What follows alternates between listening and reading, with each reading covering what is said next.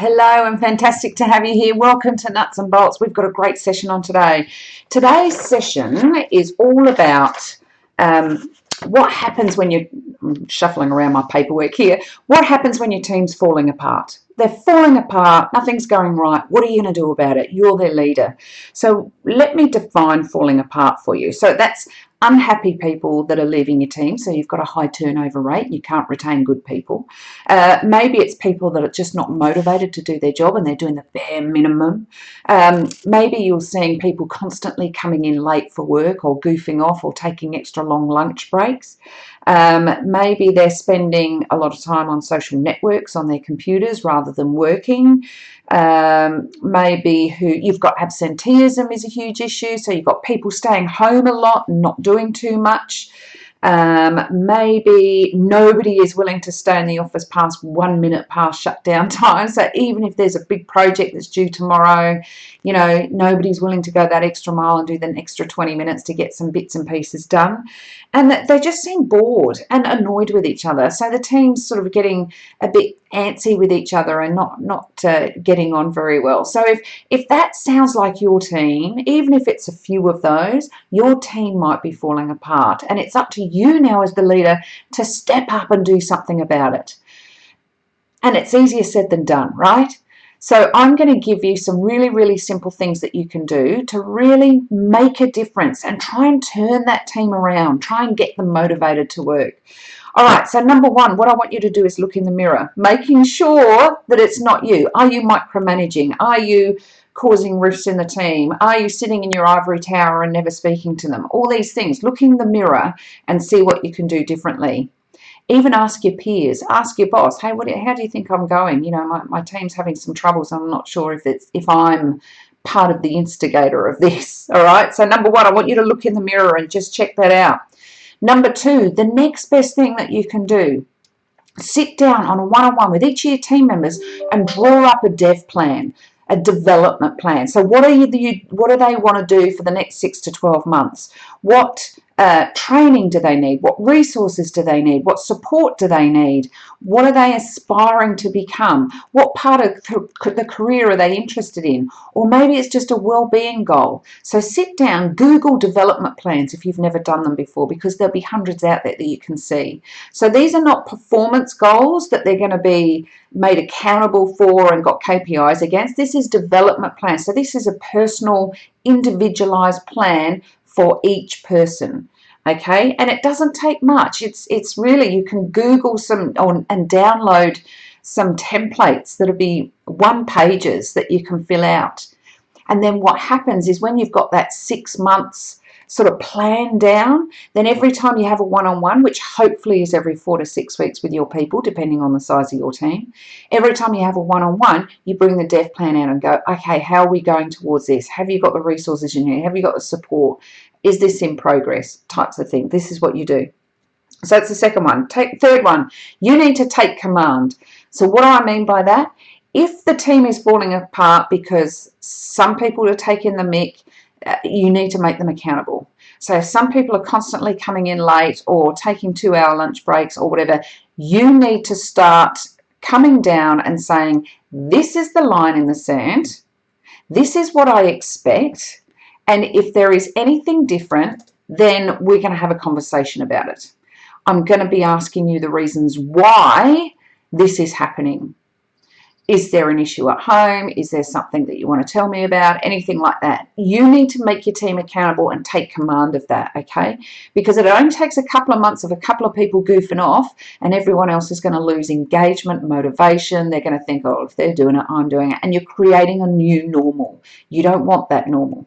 So take command of the situation. That was number 3. Number 4, include some fun along the way. So bite-sized goals, right? So make sure they've got bite-sized goals, and when they achieve those goals, celebrate that success. It could be getting pizzas in at lunch. It could be whatever it is, but try and elicit some fun and get the team together on an occasional basis, just so that they can start bonding and having a good time together as well.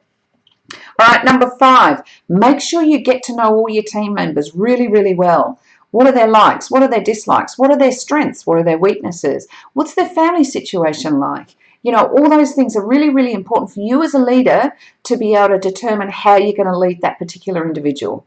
So you might have people on your team that are really autonomous and they don't need you very much unless there's a problem they can't fix, and that's fine. And then you might have others that need to have that contact with you much more regularly for whatever reason. So you'll only get to know that if you get to know each individual team member. So it's really important that you take the time out and go and find out about them, have conversations with them. Number 6, accept the idea that there are some people in your team that are actually better at stuff than you. And that's cool. So if you've got people on your team that are really good at report writing, or really good at Excel, or really good at, doing stuff with the website, whatever it may be, then say to them, do you know what? You've got some really great skills in this area that I'm lacking. I'd really love you to teach me that, or I'd love you to take over that role, and just I'll help you wherever I can. Embrace it. This is a good thing. As a leader, your job is to develop your team. Develop your team so they can go up and up and up and do other things. That's great. So don't think of it as a bad thing. Don't hold on to information. Don't feel like you're losing your sense of control or whatever. It's nothing to do with that. It's about you developing your team members. And if they're good at something even better than you, then that's something to be embraced and celebrated. So make sure that you have that frame of mind when you're going through those sorts of things. Right, number 7. Have you got enough resources for them to do their job? So you've given them a task, you've given them a project, they've got a set deadline to do it, they've got KPIs that they have to meet along the way. Do they have now the resources to be able to do that? And if they don't, go and get them. If they need extra policies, if they need, extra time, if they need budget, if they need whatever, then either try and go and source those resources or find a really innovative way that they can still do that job. Because there's nothing as discouraging as giving a task and then not given all the tools and resources to do that task. And, they're going to get concrete boots and not want to do anything. So make sure you've got the resources that they need. Number 8, roll up your sleeves. So what do I mean by that? Don't sit in your ivory tower. Go out there every day. Speak to them face to face. Have a chat. What are your issues? What can I support you with? What have you done so far to help fix that problem? Those sorts of conversations are really, really important. And that's you going down and speaking to your team face to face on a daily basis. Really, really, really important. Okay, number 9. The other thing that we need to remember is staff turnover is good. If they're moving on to different parts of the career or getting promoted or moving into areas that they're really keen on moving into because, their development plan has pushed them in that direction, this is something that's great. This is saying that, hey, you're a really good leader. Okay, so staff turnover is good if it's constructive and they're moving on to bigger and better things.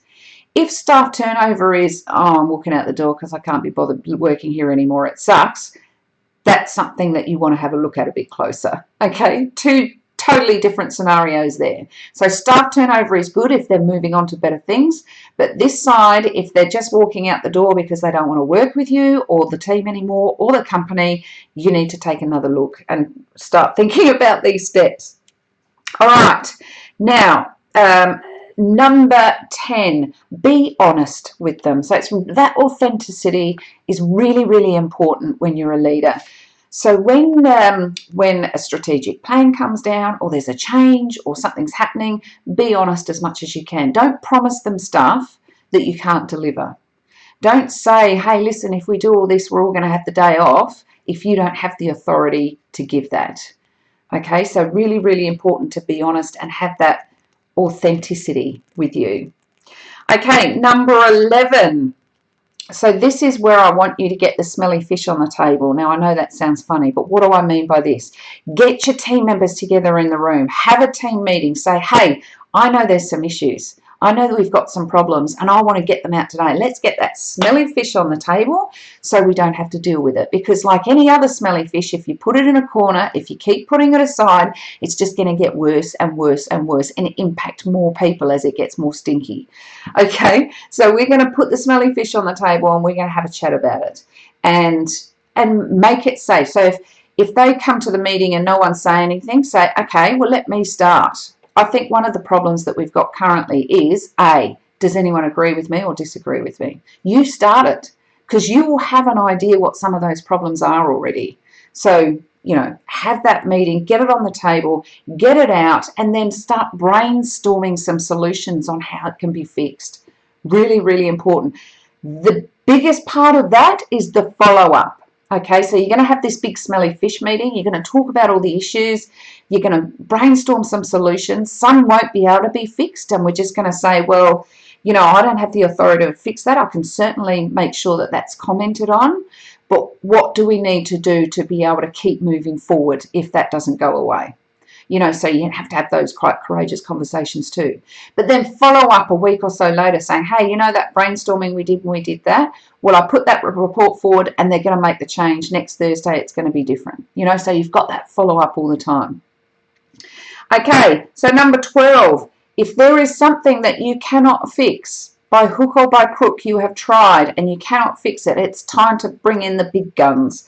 So this is where you go to your boss or your boss's boss and say, we've got this barrier that's stopping us moving forward. We've made some great headways up until now.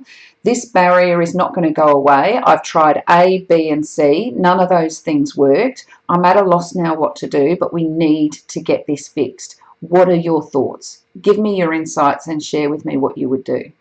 They would have more pull maybe and influence than you will to try and, get over those barriers. So that might help.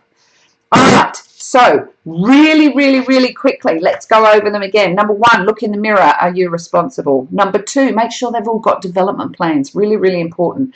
Number 3, take command. So if people are not towing the line, draw the line in the sand and make them accountable. Number 4, make sure you're celebrating successes along the way and having a bit of fun. Number 5, make sure you get to know your team really, really, really well. Really important. Number 6, accept that there's going to be people in your team that's just as good as things or even better at some things than you are. And so you want to embrace that. Number 7, make sure you've got the resources, you're providing your team with the resources that they need, providing them with the support and tools that they need to succeed. Number 8, roll up your sleeves. Don't sit in your ivory tower. Get out there. Get amongst it. Have those conversations. Offer your support. All that sort of stuff. Number 9, we know that staff turnover is good if it's in a constructive manner. If people are walking out the door because they're cross or upset or frustrated, that's not good staff turnover. Okay, number 10, be honest. We're going to have that authenticity. We're not going to overpromise and underdeliver. So if we've got something that we know is going to come, we're going to wait until we've got confirmation of that and go, hey guys, this has been the rumblings for the last couple of weeks. I've finally got confirmation today and I can share it with you. Okay, number 12, you're going to get the smelly fish on the table. You're going to get it out there, get it on the table and make sure that it is sorted, brainstormed, and then you're going to follow up afterwards. That was number 11, by the way. Number 12, you're going to go and see the big guns if you can't fix it. And I really mean that's if you can't fix it. You need to have tried A, B, and C, multiple pathways before you go and see them. Because that's what management's going to want to hear from you. You're a leader. So they're going to want to hear from you. I've tried A, B, and C. None of those things have worked. I'm at a loss now. I really love your insights. They don't want to hear, I've got a problem. Can you fix it? Okay? All right. You're not going to be doing yourself any favors if you do that. I hope that helped. Fantastic to see you today. Yes, so we've got a good one on next week too, so make sure you stay tuned for next week. If you have a problem, issue, burning platform, anything that is concerning you right now and you are a leader of a team, then why don't you contact us at ask@teamleadertoolkit.com. We'll throw a video just like this one together. We'll throw it your way and hopefully provide you with the solutions you're looking for. All right, so until next week, have a brilliant weekend and we'll speak to you then. Cheers. Bye for now.